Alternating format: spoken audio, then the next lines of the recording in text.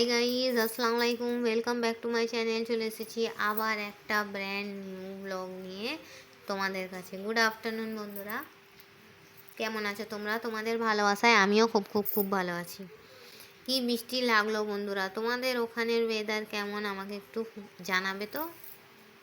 লেবুটা উল্টে গেছে। চলো বন্ধুরা, আজকে যা রান্না করেছি হালকা পাতলা তোমাদের দেখিয়ে দিই, ঠিক আছে বন্ধুরা? তো চলো, তোমরা কি দিয়ে লাঞ্চ করেছো বন্ধুরা আমাকে কমেন্ট বক্সে জানাবে। আমার ভিডিও ভালো লাগলে লাইক করবে, কমেন্ট করবে, শেয়ার করবে, আর হ্যাঁ, সাবস্ক্রাইব করে অবশ্যই আমার পাশে থাকবে। তো চলো বন্ধুরা, আজকে যা রান্না করেছি তোমাদের একটু দেখিয়ে দিই। প্রথমেই আছে গরম গরম সাদা ভাত,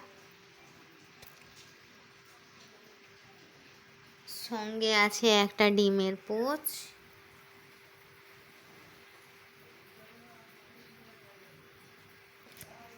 আর আছে কাঁচা লঙ্কা, কাঁচা পেঁয়াজ আর লেবু।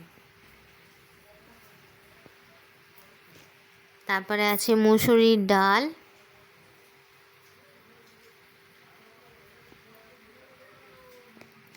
আর আছে মাংসের কালা ভুনা।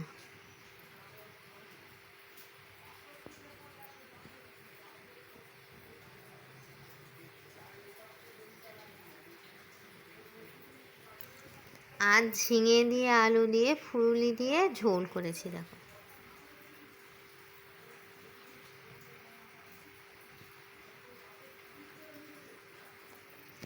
হালকা পাতলা জিরে বেটে কাঁচা লঙ্কা ফোড়ন দিয়ে ফুলুলির ঝোল।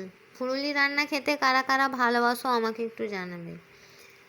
আমরা যখন এক সংসারে ছিলাম, আমার বড় যা উচ্ছে দিয়ে ফুলুলি দিয়ে রান্না করতো। আমার মা বরবটি, আলু, চিংড়ি মাছ, কচু দিয়ে ফুলুলি দিয়ে রান্না করতো। আমি ঝিঙে আলুর ঝোল করেছি।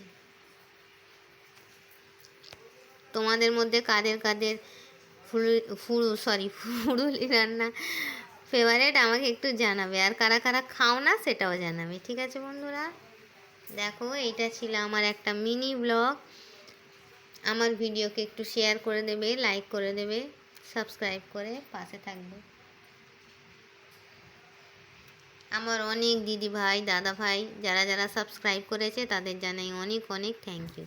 ঠিক আছে বন্ধুরা, তো চলো লাঞ্চটা সেরে ফেলি।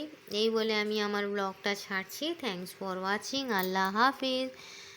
আর কে কে আমার সঙ্গে এই বৃষ্টি ভেজা দিনে হালকা পাতলা লাঞ্চ করবে চলে এসো।